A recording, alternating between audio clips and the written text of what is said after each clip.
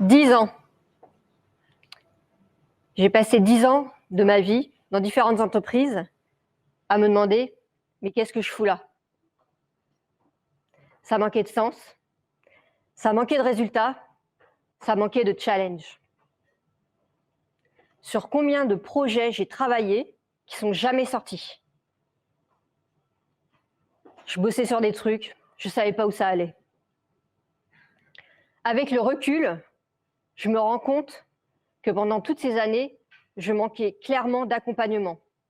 En gros, j'ai pas eu de manager qui m'a montré la voie, qui m'a montré où aller, quoi. Je voyais pas quelles étaient mes perspectives d'évolution. Et je me disais régulièrement, mais qu'est-ce que je fous là? Voilà, c'était ça ma vie pendant 10 ans. Et c'est probablement que très tôt, c'est probablement pour ça que très tôt j'ai fait 3 enfants, parce que bah, là il y a du challenge, ça donne du sens. Et en vrai, j'avais pas confiance en moi. Je me disais non mais l'informatique, la tech, c'est pas pour moi quoi. J'étais pas motivée, je savais pas où aller quoi.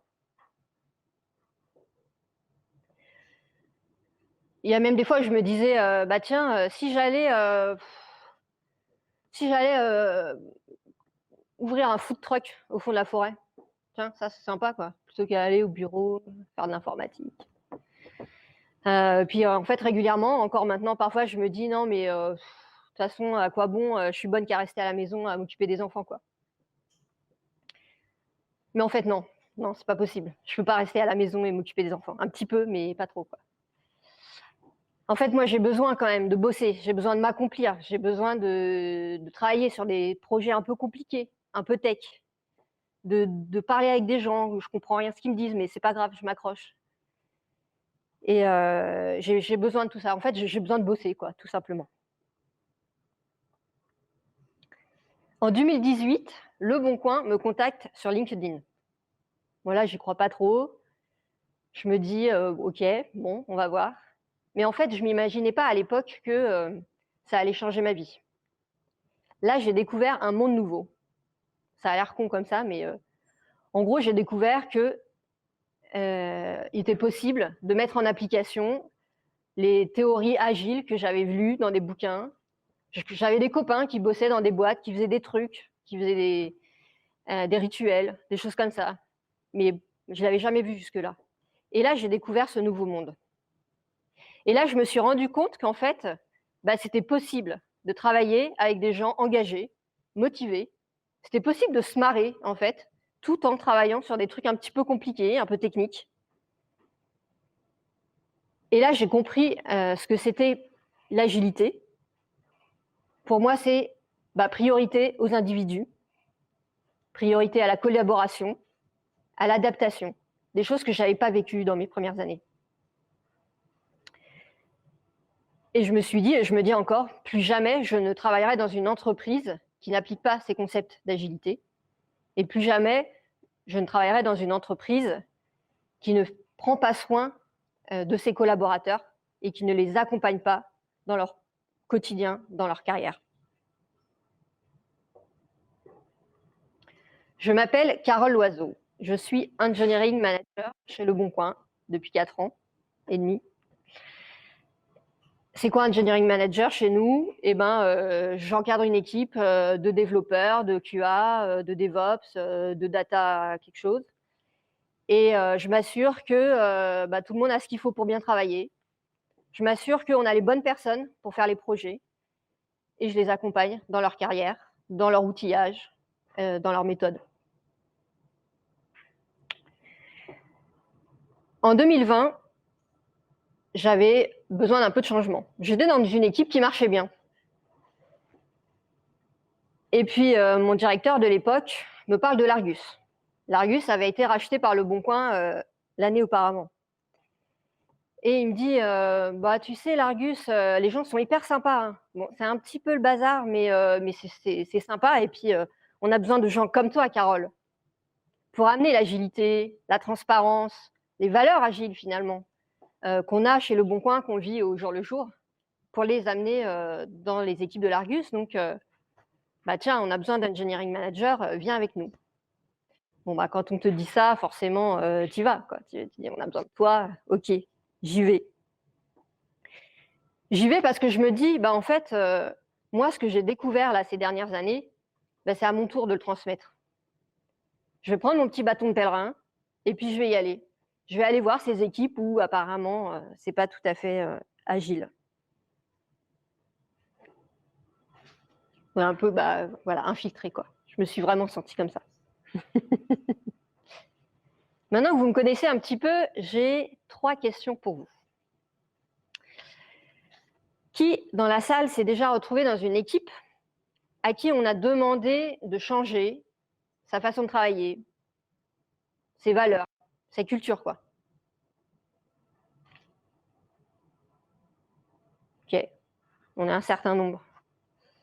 Deuxième question, qui dans la salle a déjà a été dans une entreprise qui a eu une situation de mariage, vous savez, se marie. Il y en a même peut-être qui l'ont vécu plusieurs fois. Moi, ça m'est arrivé plusieurs fois.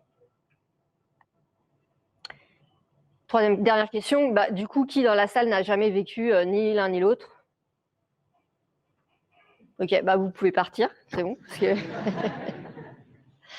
non, non, restez parce que en fait, ça va vous arriver, un moment ou un autre. Il y a toujours un moment où il y a une entreprise qui se fait racheter, une acquisition, une fusion, un machin.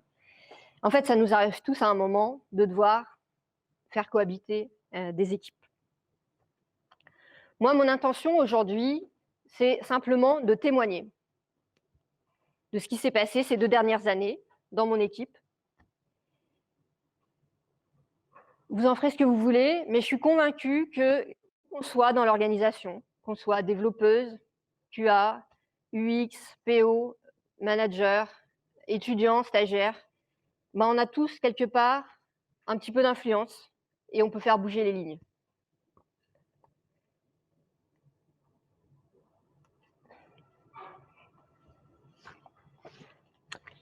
Une des premières choses qui m'a surprise quand je suis arrivée dans mon équipe, c'est que la vision de l'entreprise n'était pas vraiment clairement définie.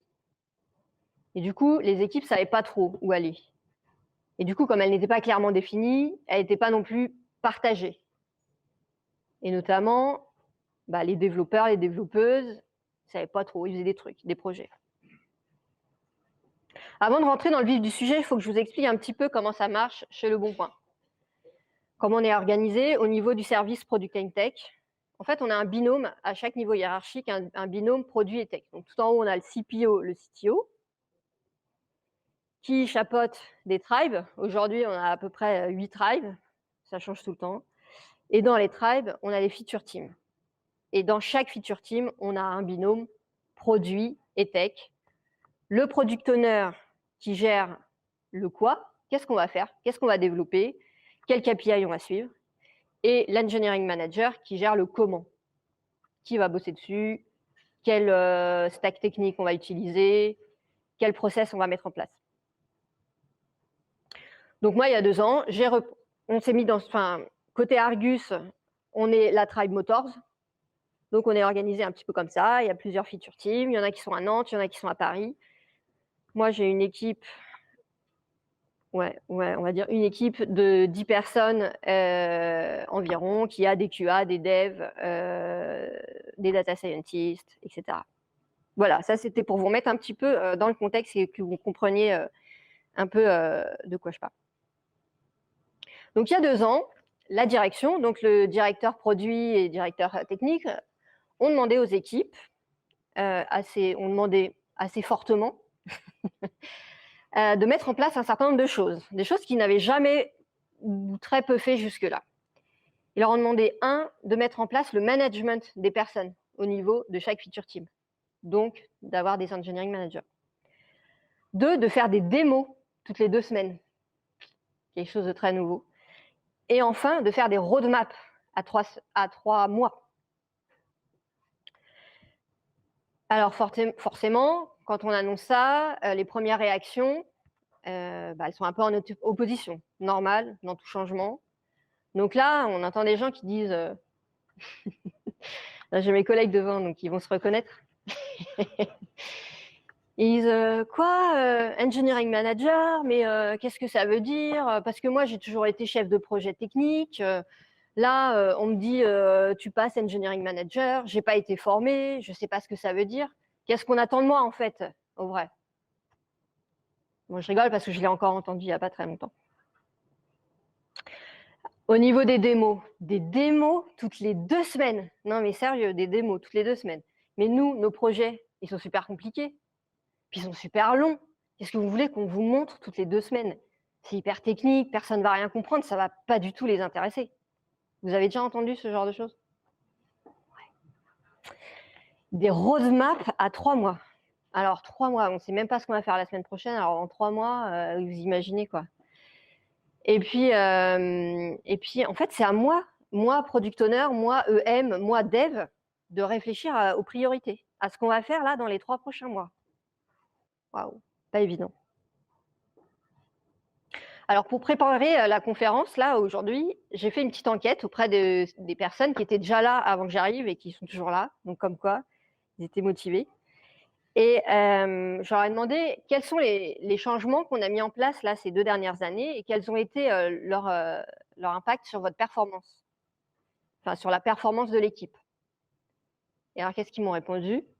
1, le management des personnes, 2, les démos, et 3, les roadmaps. Ça a vraiment aidé. Et alors pourquoi ça a aidé alors qu'au début, ça semblait un peu impossible? Alors déjà parce que les gens sont plutôt obéissants et très résilients, donc ils ont fait les choses. On a fait les choses, on a fait les exercices. Alors on y a mis un petit peu de fun, on a rajouté des petits gifs dans les démos. Là, il y a 2 ans, c'était pas possible. Maintenant, on se marre bien. Et puis petit à petit, à force de faire les exercices, c'est beaucoup moins douloureux. En fait, on y arrive très bien, quoi. Alors concrètement, qu'est-ce que ça nous a apporté chacune de ces choses? Au niveau management, donc l'engineering manager, il est dans l'équipe. Qu'est-ce que j'ai fait moi? Simplement faire des one-to-one, 1 heure par semaine. Je prends chaque développeur, chaque QA, chaque data scientist, chaque DevOps, et on fait le point. Comment ça va? Est-ce que tu as des problèmes? Est-ce que je peux t'aider? Comment ça se passe dans l'équipe? Et puis de temps en temps, on voit un peu plus loin. Comment tu te vois dans 1 an? Comment tu te vois est-ce que tu as besoin de formation? Comment je peux t'accompagner? Et rien que d'écouter les gens, en fait, déjà, ça les motive. Ils se sentent valorisés, ils se sentent écoutés et forcément, ils sont un peu plus impliqués. Et puis en plus, moi, en tant que manager, je peux avoir des signaux de droite, de gauche. Ah ouais, il y a 3 personnes qui m'ont dit la même chose. Là, il va peut-être falloir faire quelque chose.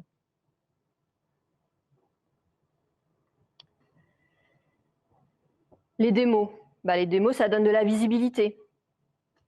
On montre ce qu'on fait, même si c'est pas fini, même si c'est compliqué, même si c'est que du back-end et que du coup, ça se voit pas. On fait un schéma. On monte du Datadog.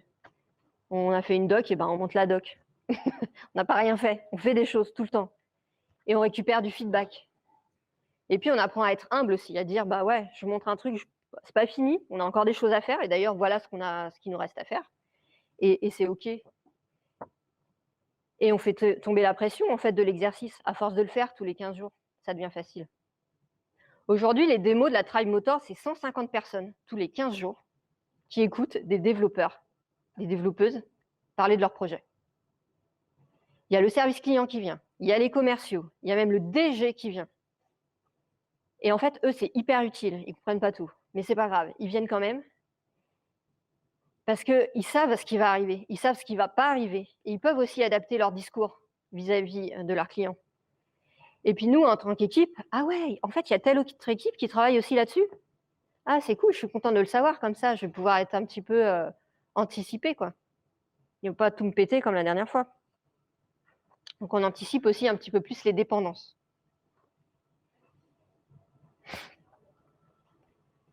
Enfin, les roadmaps. Donc, nous, on fait des roadmaps à 3 mois. C'est quelque chose qu'on fait chez Le Bon Coin depuis très longtemps. C'est un peu saoulant au bout d'un moment, mais c'est comme ça. Mais quand même, c'est utile parce que, en fait, ça permet de se projeter, de prioriser, de dire, en fait, on va travailler sur ça, ça, ça. Ça veut dire qu'on ne va pas travailler sur ça, ça et ça. C'est ça qui est le plus important. Et puis surtout, comme tout le monde fait l'exercice un petit peu en même temps, on peut se dire, OK, il y a telle autre équipe qui aussi envisage de travailler sur tel projet. Alors attention, parce que si eux bossent là-dessus, il va falloir que nous, on soit prêts aussi à répondre à leurs questions. Donc on anticipe un peu plus aussi les dépendances. Et puis on est focus sur les projets qu'on a dit. Ah ouais, non, ça, désolé, c'est pas dans la roadmap. Ben, va falloir, on en reparle dans 3 mois. Mais au moins, on se concentre sur ce qui est important et ce qui a été identifié par l'entreprise, par le service comme prioritaire. Ce que je voulais vous dire un petit peu avec ces outils-là, ces exemples-là, c'est qu'en fait, avoir une vision et la partager, c'est indispensable aux équipes pour qu'elles s'investissent, pour qu'elles s'engagent, pour qu'elles avancent. Et même si parfois on a l'impression que les décisions qui nous viennent d'en haut, elles sont un peu parachutées et qu'on ne sait pas trop où on va atterrir, et ben en fait, il faut essayer de comprendre le sens. Et puis il faut leur laisser leur chance et leur laisser du temps. Parce que tout ça, ça prend du temps.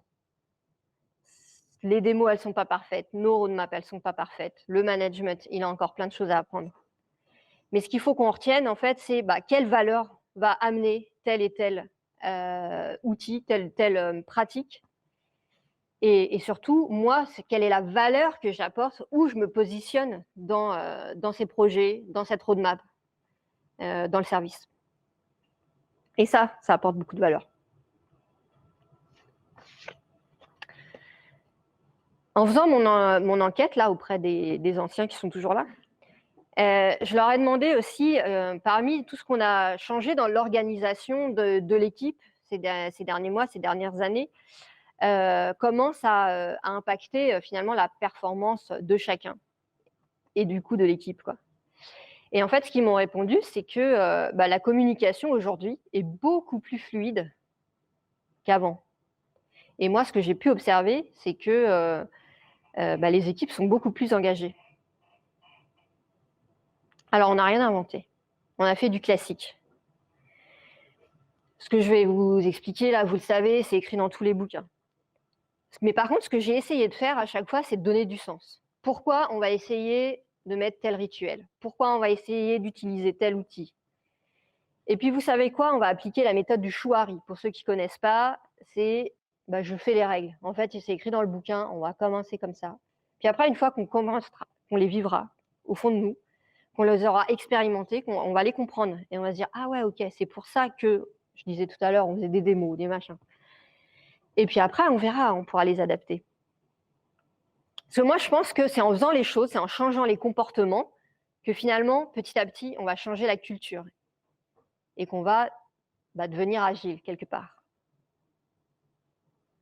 Et pour moi, l'agilité, c'est la confiance. Avoir confiance les uns en les autres, c'est pas facile, ça prend du temps. La transparence, le partage. Et tout ça, en fait, ça va venir petit à petit au fond de chacun et au sein de l'équipe grâce aux outils qu'on va introduire les uns après les autres. Alors, le premier que j'ai introduit, c'est la rétrospective. Quand je suis arrivée dans l'équipe, il n'y avait pas de rituel ou de choses comme ça. J'ai dit, OK, on va faire des rétrospectives. Vous savez quoi? Ça, c'est un truc sympa. On se retrouve tous les 15 jours et on fait le bilan sur ce qui s'est passé avant. Qu'est-ce qui s'est bien passé? Qu'est-ce qui s'est moins bien passé? Et du coup, qu'est-ce qu'on pourrait améliorer pour qu'au niveau de l'équipe, ça se passe mieux?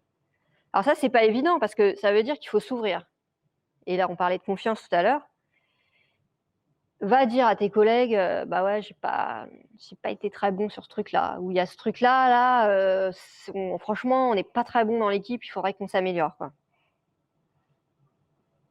Mais en tout cas, l'équipe a compris qu'elle était maître de son organisation et qu'elle avait en ses mains la possibilité, le pouvoir de changer son organisation et de se responsabiliser. Alors certes, ouais, il y a l'autre équipe ou il y a je sais pas qui nous embête et tout. Ouais, mais nous, au niveau de l'équipe, qu'est-ce qu'on peut mettre en place pour résoudre ce point de douleur? Et là, déjà, c'était de comprendre que, ouais, on va arrêter d'attendre qu'on nous dise en haut, à côté, comment faire. Nous-mêmes, on va se prendre en main. Une des premières choses qu'on s'est rendu compte en rétrospective, c'est qu'on avait un problème de communication. Mais ça, c'est dans toutes les équipes, hein. C'est le truc de base. On ne communique pas, en fait. On ne sait pas ce sur quoi travaillent les autres. On se rend compte 3 semaines après que « Ah mais ouais, mais en fait, tu aurais dû me le dire. Moi, j'aurais pu t'aider. » Donc en fait, ce que je leur ai dit, bah, en fait, ce qu'on va faire, il y a plein d'équipes qui font ça et ça marche plutôt bien. On va mettre des daily, vous connaissez, tous les matins, 9h30. On se retrouve un petit quart d'heure. On se dit qu'est-ce qu'on a fait hier, qu'est-ce qu'on va faire aujourd'hui, c'est quoi mes problèmes, est-ce que l'équipe peut m'aider là-dessus? Et donc on s'est lancé. Demain matin, on a commencé. Et ça fait 2 ans que ça dure et puis personne ne peut s'en passer. Et là, très vite, moi, ce que j'ai vu, c'est un esprit d'équipe qui s'est créé, qui n'existait pas juste, quand je suis arrivée. Chacun bossait un petit peu dans son coin. Là, il y a un vrai esprit d'équipe. On se détend, on apprend à se connaître.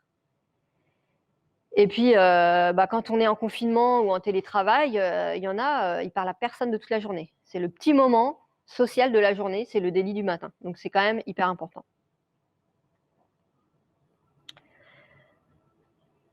Le 3e rituel qu'on a mis en place, c'est le sprint planning.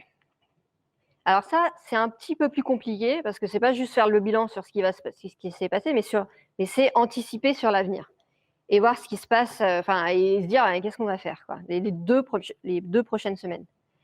Et puis ça nécessite un petit peu de préparation, notamment du PO et de l'EM. Donc on vient pas comme ça les mains dans les poches. Alors au début, c'était juste qui est là, qui est pas là la semaine prochaine, on bosse sur quoi. Et puis petit à petit, au fur et à mesure des rétros, des sprint planning, on s'est amélioré. On a amélioré la petite presse et tout ça. Qu'est-ce que ça a permis de faire ça? De s'aligner sur les prios. En fait, on bosse là-dessus, on bosse pas là-dessus. L'engagement, ok, l'équipe s'engage. Là, on s'est tous mis d'accord, on va bosser là-dessus. Et dans 2 semaines, normalement, ça devrait être terminé. Bon, ça, c'est normalement, on fait ce qu'on peut. Puis ça met du rythme. Ouais, en fait, on voit à 2 semaines. On n'est plus là à se dire, ouais, on verra, quoi. Je sais pas, on commence un truc, puis on verra ce qui se passe. On essaye de mettre un petit peu de rythme comme ça. Alors, pour savoir ce sur quoi on travaille, nous, chez Le Bon Coin, et puis à l'Argus aussi, de toute façon, on utilise Jira. Quand je suis arrivée, les gens m'ont dit en fait, on a un outil, la Jira, on nous l'a mis entre les mains, on ne sait pas trop à quoi ça sert, comment l'utiliser plutôt. Donc, quand il y a le service client ou les commerciaux ou d'autres équipes qui demandent des trucs, ils créent des tickets, il y a différents projets et tout, voilà, mais on n'a pas eu la formation à Jira. Là, j'aurais dit OK, on va faire une formation Jira, si c'est ça dont vous avez besoin. Donc, je lance une invite, formation Jira. Puis là, en fait, on ne parle pas du tout de Jira. En fait, on parle de comment on s'organise dans l'équipe. C'est quoi une tâche? C'est quoi une user story? C'est quoi un bug? C'est quoi les différentes étapes? Ça passe entre les mains de qui? Le PO, le dev, la QA. Comment on veut s'organiser, en fait? Et on a parlé de ça. Et encore une fois, là, l'équipe a pris conscience que c'était à elle de s'auto-organiser et d'organiser son travail. Et Jira, c'est un outil. Soit on le prend tel qu'il est configuré de base, soit on se dit, ah bah tiens, j'ai vu dans telle autre équipe, ils ont rajouté la colonne, je sais pas, la colonne, qu'est-ce qu'il y a comme colonne?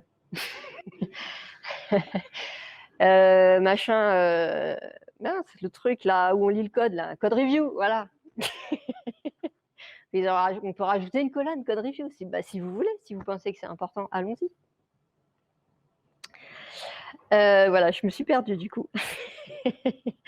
Non, ce que je veux dire en fait, c'est qu'on a des outils, on nous fournit des outils. Utilisons-les de base et puis après petit à petit on les fait évoluer. Et en fait, c'est pas l'outil de s'adapter c'est pas à nous de nous adapter à l'outil, mais on prend l'outil et on le configure tel que nous on a envie de s'organiser. Voilà. Et le dernier truc qui pour moi est très agile, c'est le partage et la transparence. Et là aussi, c'était pas gagné au début parce que en fait, l'information, c'était un petit peu un truc imprécieux qu'on garde pour soi, qu'on partage pas. Attends, s'il voit ce qu'on a écrit, après il va croire que machin et tout. Et du coup, il distribuait l'information un peu comme ça. Moi, quand je suis arrivée, j'aurais dit non, en fait, moi, j'ouvre tout. J'ouvre mon calendrier, j'ouvre tous mes documents, j'ouvre mon Jira, mon Confluence, mon Datadog. Je crée des channels Slack publics pour que les gens puissent nous contacter l'équipe, et pas un tel et machin. Non, toute l'équipe. Et donc, voilà, j'ai un peu montré l'exemple et en espérant que ça fasse un petit peu, tache d'huile. Et en fait, l'équipe était super contente le jour où on a travaillé avec une équipe d'infra de chez Le Bon Coin et qu'ils ont pu accéder à notre doc tout de suite. Ils ont pu contacter toute l'équipe. Ils avaient accès à notre Jira et on pouvait travailler beaucoup plus rapidement, beaucoup plus efficacement.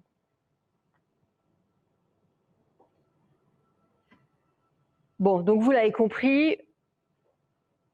Moi, ce qui m'intéresse en fait dans toute la culture, enfin toute la documentation agile et tout l'outillage qu'on nous propose, c'est de dire bah ok, je prends les outils et j'en fais ce que je veux, je les améliore pour devenir agile. Et en amenant chacun des rituels, en amenant pas à pas ces outils, et ben moi j'ai pu observer la naissance de cette équipe agile qui s'est agilisée petit à petit, quoi, et qui s'est surtout auto-organisée.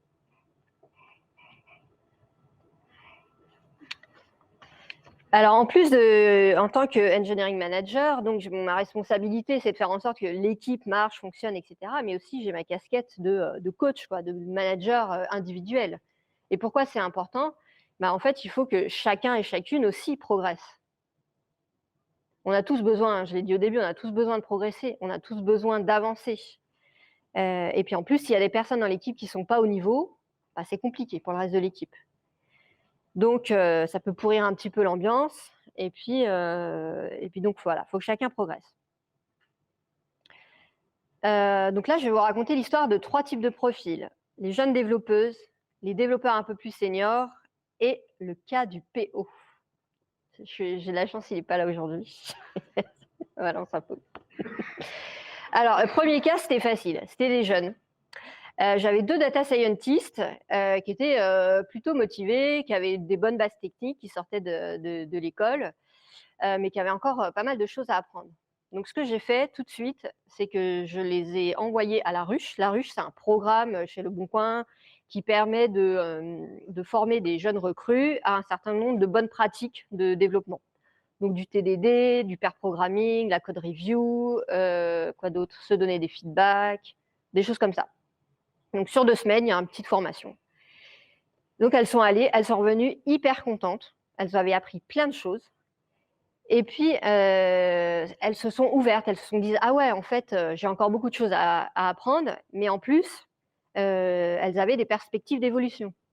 Il y en a une qui est devenue développeuse back-end et l'autre ingénieure infrastructure et puis qui est allée dans une autre équipe.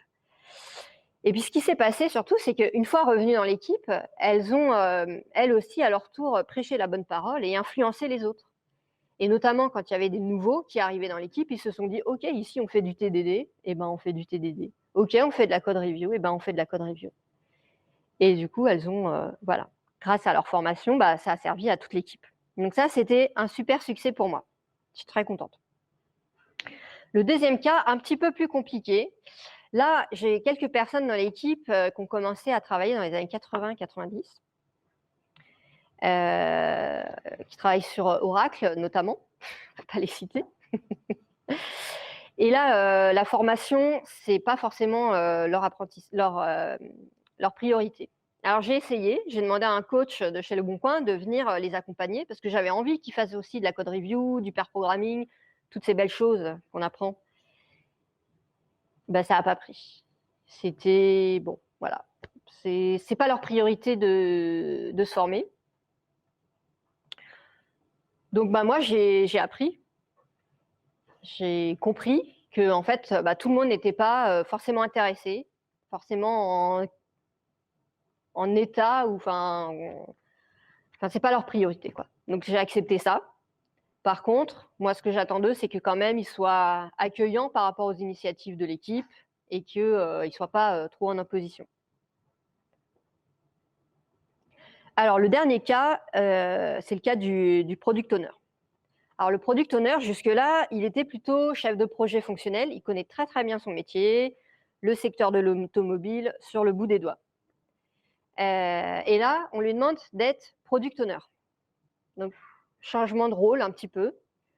On l'a envoyé en formation et puis on lui demande d'être binôme avec moi, qui me positionne un petit peu en coach des développeurs, mais qui n'a pas non plus une méga expertise technique et qui s'appuie beaucoup sur les développeurs pour les décisions techniques. Donc lui, il est un petit peu perturbé et puis surtout, il se dit ouais, la formation PO, ouais, je l'ai faite, ouais, mais tu sais, chez nous, c'est pas pareil. Nous, en fait, on a un gros historique, on peut pas faire du produit, quoi. Et donc au début, je me suis dit: «Bon, bah, OK, je vais faire un petit peu à sa place». Donc je lui ai montré, j'ai fait, en tant que nanani, les trucs de PO, quoi. J'ai créé les tickets Jira, j'anime un petit grooming, tout ça. J'avais vu mes collègues faire et tout. Puis au bout d'un moment, je dis: «Non, en fait, c'est pas possible. Moi, je dépense trop d'énergie. Je vais pas faire à sa place. C'est contre-productif. Parce que moi, j'ai autre chose à faire» et puis lui, il apprend pas, en fait. Et donc c'est là où j'appelle un ami. Enfin plusieurs amis, parce que j'ai plein d'amis. Chez Leboncoin, j'ai plein d'amis PO et dont certains dans les équipes marchent plutôt bien. Du coup, je leur ai demandé, «Est-ce que vous voulez pas l'inviter à vos rituels, à vos grooming, à vos sprint planning, qu'il voit un petit peu, ce que c'est qu'être PO?» Et donc un jour, il est revenu, il me dit: «Ouais, j'ai vu Samantha, de l'équipe, immobilier, je crois. J'ai fait un sprint planning avec son équipe et franchement, ça y est, j'ai compris. J'ai compris ce que c'était qu'être PO et j'ai compris ce qu'on attendait de moi». Et alors déjà, lui, il était reboosté, donc ça, c'était cool. Et en plus, l'équipe, elle en a bénéficié parce qu'il a pris les choses en main. Il a animé les grooming, il a animé les sprint planning et bien sûr, il y a encore plein de choses à améliorer, mais c'est bien meilleur qu'avant, quoi.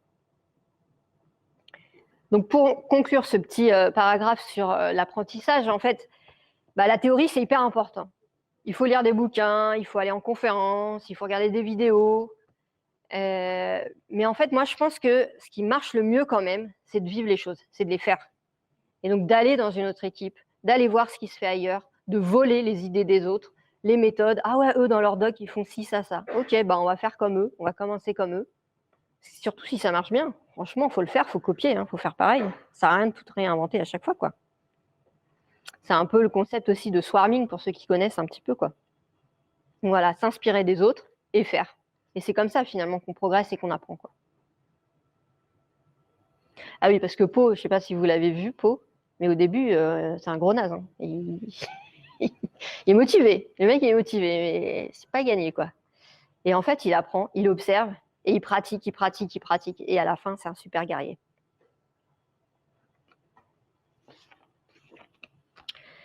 Alors, la petite anecdote du product owner à qui on demande de changer de métier, ça, c'est une personne. Mais en fait, on a demandé à toutes les équipes, finalement, de changer de mindset et de changer de culture.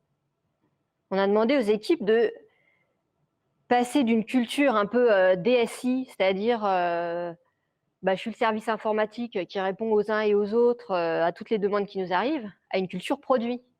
Culture produit, c'est j'ai un produit qui marche pour mes clients, sur lequel je vais capitaliser, que je vais améliorer et sur lequel je vais apporter de la valeur.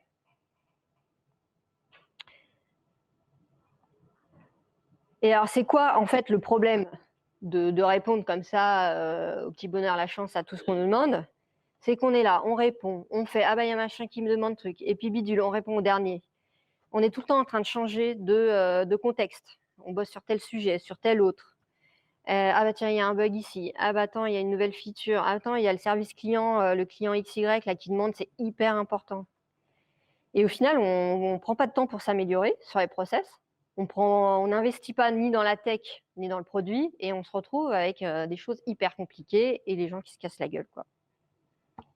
Alors ça, c'est une décision globale au niveau de l'entreprise. Mais moi, au niveau de mon équipe, ça a dû demander beaucoup d'énergie. Beaucoup d'énergie pour challenger systématiquement la valeur des choses qui nous sont demandées. La première chose qu'on a dû faire, c'est apprendre à dire non. Ah ouais, désolé, mais ton extraction de base de données de 2014 à 2016 sur tel truc, tel machin, pour pouvoir écrire ton article, non, en fait, c'est pas prioritaire. On a dû apprendre à dire non. à dire non aux services clients, aux commerciaux qui savent nous demander des choses. Mais du coup, on ne peut pas juste leur dire non. Donc, on a dû former le service client pour qu'eux-mêmes, après, puissent répondre aux clients. Et puis apprendre aux développeurs aussi, on a mis en place des process, et puis apprendre aux développeurs aussi à dire non, parce que le développeur, il a bu un café avec Jean-Jacques la semaine dernière, et Jean-Jacques, il a vraiment besoin de ces données. Bah ouais, mais on a tous envie d'être super sympa avec les gens avec qui on boit des cafés, et c'est normal.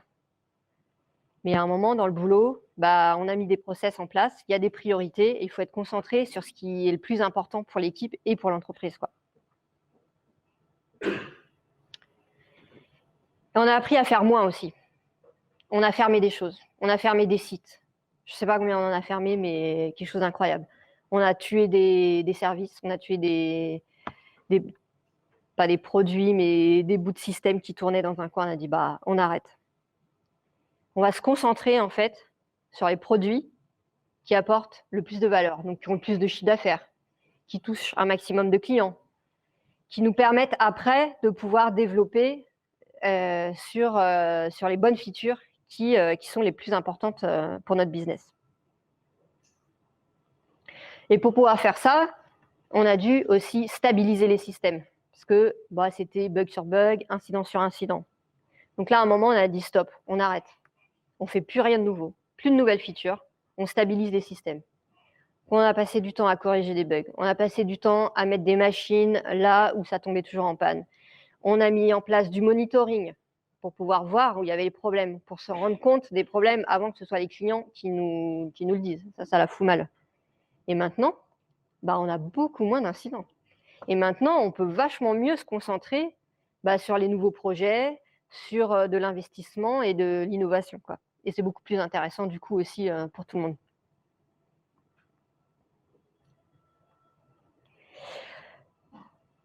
En gros, ça, c'est du classique, hein. C'est limiter l'encours. C'est ce que nous raconte le Kanban, les Work in Progress Limit. C'est se dire, en fait, si on fait 10 000 trucs en même temps, embouteillage, on ne peut pas avancer, on est tous coincés et finalement, il n'y a rien qui avance. Donc, on se concentre sur ce qui est le plus important.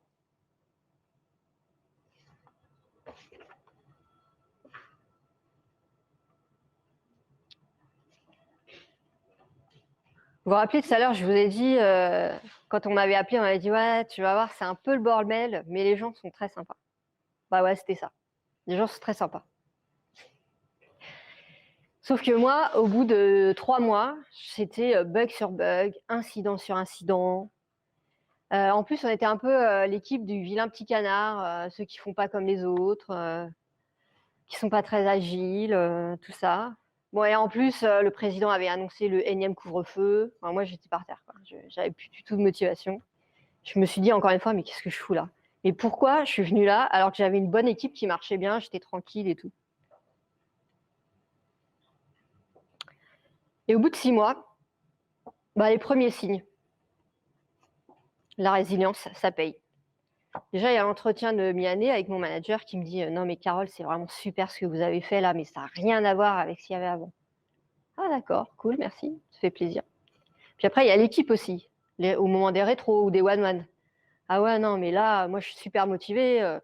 Régulièrement, je leur demande « T'es motivé combien entre 1 et 10 ?» Et là, j'étais à 8, limite 9, quoi. Je fais, wow, putain, ils sont motivés. Ça fait plaisir. Puis il y avait même les clients qui nous disaient « C'est bien, ça marche bien votre truc, hein. Il y a moins de bugs. » Ça fait plaisir aussi, quoi. Alors, c'est pas fini, hein. Il y a toujours plein de choses à améliorer. Le changement est hyper long. Et il y a toujours moyen de s'améliorer. Mais ce qu'il faut retenir, en fait, c'est que les petites choses qu'on met en place, le petit délit du matin, les petits one-one, les trucs et tout ça, finalement, il y a un moment où ça paye, où ça a un impact. Et ce qu'on met en place, ça a un impact. Et c'est ça qui est hyper enrichissant, hyper valorisant. Donc, je vais finir ma présentation avec cette citation. Ne doutez jamais qu'un petit groupe d'individus conscients et engagés puisse changer le monde. C'est même de cette façon que cela s'est toujours produit. Merci de m'avoir écouté.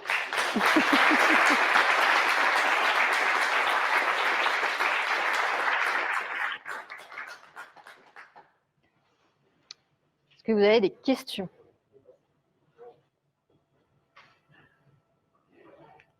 Attends, il faut un micro, je crois.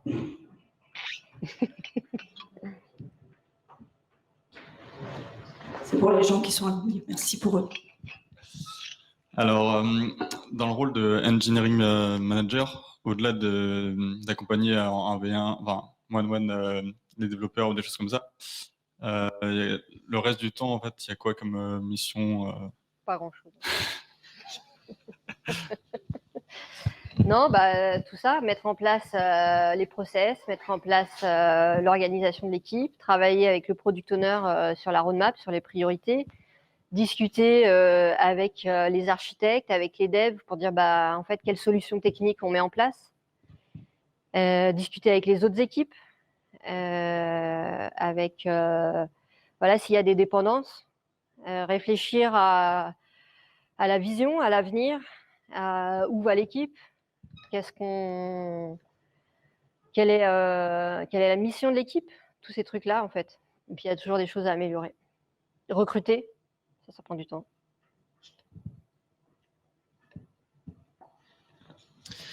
Bonjour, déjà Bonjour. merci pour la présentation, très intéressante. J'ai une petite question, mais qui va recouper en fait la demande, je pense, en bas. Quand vous avez des demandes qui sont d'ordre technique, tout à l'heure on parlait d'assainir, de mettre en place des serveurs, de mettre en place des sondes, etc. Donc vraiment des demandes techniques, sécurité. Par où passent-elles? D'où viennent-elles? Qui les prend? Qui les descend jusqu'à la tribe et vos différentes features team? Alors, ça dépend quelle demande technique, mais si c'est demande de sécu, bah, on a une équipe sécu en fait chez Le Bon Coin. Je sais pas combien ils sont, mais voilà, quand ils nous appellent, on n'est pas fiers. Ah merde, il y a l'équipe sécu qui nous a appelés. Et ensuite, chez Le Bon Coin, on a des équipes un peu transverses. On a des équipes d'infrastructure qui sont spécialisées sur les bases de données, sur le réseau, sur l'infra et sur l'outillage aussi des développeurs, toute la CI/CD et tout ça. Donc ça, c'est pas des demandes qui nous arrivent, c'est plutôt nous qui leur demandons des choses, pour le coup. Et est-ce que j'ai répondu à ta question? À peu près, non, pas tout ça, il manque une partie. Je complète juste, c'est par qui ça passe? Ah oui, est-ce que ça passe qui? par le PO ou est-ce que ça passe par toi? Ah voilà, ou c'est est-ce ça que la ça passe question, par une autre d'accord. personne? Alors, en général, ils me contactent moi et je leur dis tu peux contacter le channel Slack de l'équipe, s'il te plaît, parce qu'en fait, c'est toute l'équipe qui doit y répondre, quoi. Enfin, c'est les développeurs, c'est les DevOps, c'est les QA, quoi. Je sais pas si c'est plus clair.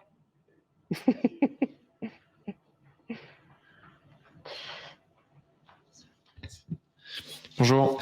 Le rôle que tu décrivais était assez proche d'un rôle de Scrum Master finalement dans ton équipe, mais avec en plus une composante de management, si je comprends bien. C'est quelque chose qu'on voit pas souvent. Est-ce que ça apporte pas trop de difficultés de cumuler à la fois le côté manager et le côté animateur, facilitateur?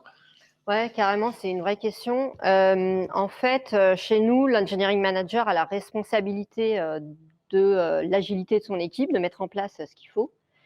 Et moi, quand je suis arrivée, comme personne connaissait, j'ai pris cette casquette-là. Mais en fait, très vite, j'ai délégué un certain nombre de choses. Et finalement, maintenant, l'équipe, elle fonctionne en rôle tournant. Et il y a des personnes qui sont plus ou moins intéressées aussi pour avoir ce rôle de Scrum Master. Il y a d'autres équipes où il y a un des développeurs ou une QA qui est Scrum Master. Et le Engineering Manager a délégué en fait cette responsabilité-là à une autre personne. Ça va dépendre des équipes en fait. Mais c'est vrai que c'est pas toujours évident d'avoir cette casquette de coach et par moment d'avoir cette casquette de manager où tu as le côté un peu bâton, quoi, mais on évite de l'avoir, cette casquette-là. C'est pas le truc sympa.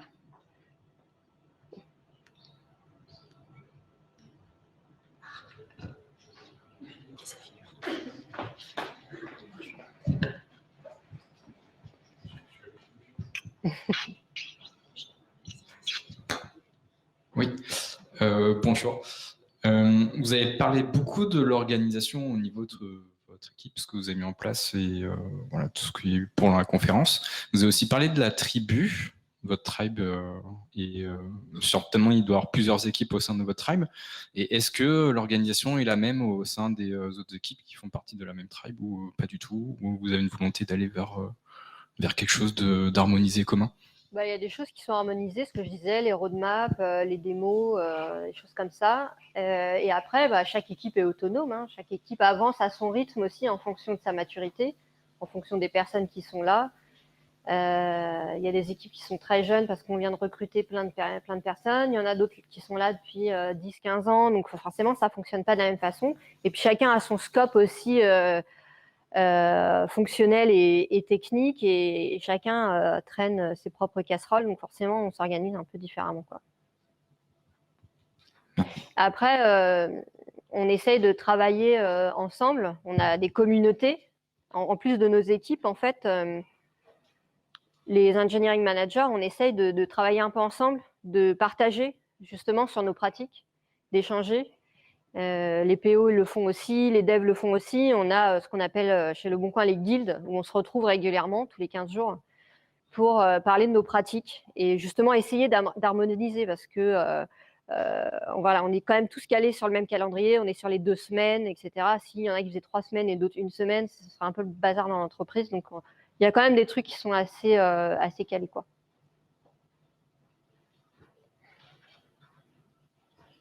Après, tu auras qui font du Scrum, d'autres qui font du Kanban, d'autres qui font rien. Je sais pas. Une question, parce que vous êtes organisé en tribu, du coup. Ouais. Je suis là. Est-ce que vous avez une volonté de passer à l'échelle? C'est-à-dire? Vous êtes organisé en plusieurs tribus, donc je suppose que les tribus sont en partie coordonnées entre elles. Est-ce que vous avez une volonté vraiment de mettre en place un framework type SAFe ou autre? Je sais pas si il y a un nom officiel, mais il y a des initiatives qui s'organisent. Alors, ouais, on commence à être super gros. Donc là, je disais, on a 8 tribus. Et on est en train de mettre un niveau intermédiaire entre les tribus et les feature teams. Il y a le niveau des crews. Donc, voilà, parce qu'on commence à être très, très, très nombreux. Et après, comme je disais, on est plus sur l'organisation des équipes. Donc, il y a des initiatives globales sur tout PNT comme les roadmaps. Et le roadmap, c'est un truc hyper réglé. C'est tous les 3 mois. Chacun présente ses projets, on se concentre. Il y a des documents en commun, etc. Donc, justement, pour synchroniser un petit peu les projets. Donc ça, c'est piloté par une équipe de PMO et par le CTO, le CPO. Et après, au niveau des tribus, chaque FT est assez autonome dans sa façon de travailler, quoi. Donc pour l'instant, c'est pas prévu d'uniformiser des organisations au niveau des équipes, quoi. Bonjour, merci déjà pour la présentation. Je voulais vous demander également, vous avez parlé de transformation d'équipe, vous avez parlé aussi de transformation de la façon de bosser avec le marketing, entre autres. Je suppose que ça suppose pas mal de sponsoring derrière. Comment ça se passe? Comment est-ce qu'on peut influencer son équipe et aussi la façon de travailler des équipes extérieures autour? Ouais, ça c'est un peu le point compliqué. Déjà, moi je travaille sur mon équipe, déjà c'est bien. Mais c'est clair qu'il faut une volonté au niveau de la direction. Et que si au niveau de la direction, ils n'ont pas ce mindset, c'est un petit peu compliqué, quoi. Au niveau du marketing, alors moi je travaille pas trop avec eux, je laisse ça aux product owners et aux produits, donc je vais un peu botter en touche sur cette question.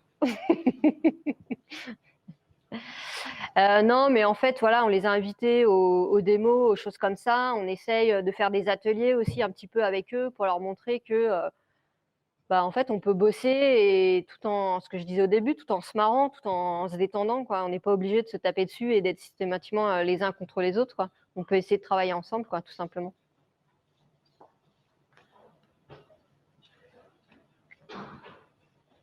Est-ce qu'il y a une dernière question?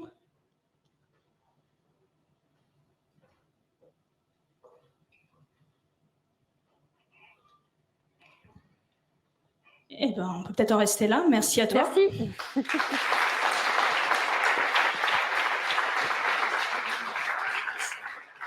Il y avait une petite question en ligne. Alors, on a Philippe qui demande, je reviens sur le rôle du Scrum Master Manager. La rémunération rentre-t-elle dans le périmètre? Et si oui, est-ce que cela a amené des perturbations dans l'équipe? La réponse est non, donc ça n'a pas amené de perturbation. C'est pas toi qui gères la rémunération? Si, mais un rôle de Scrum Master, c'est en plus de... Enfin, c'est pas en plus, ça fait partie de ton boulot. Il n'y a pas de rémunération particulière. C'est sur la base du volontariat et ceux qui sont intéressés prennent cette casquette, quoi. C'est un rôle comme je sais pas quoi d'ailleurs, mais voilà. Donc ça n'implique pas de rémunération supplémentaire. Non, ouais. Alors, en fait, là, il parle de la rémunération des équipiers. Donc, effectivement, je crois que tu viens d'y répondre que ça ne change pas la rémunération s'ils prennent le rôle. Ouais, c'est ça. C'est juste les compétences qu'ils ajoutent dans leur panier.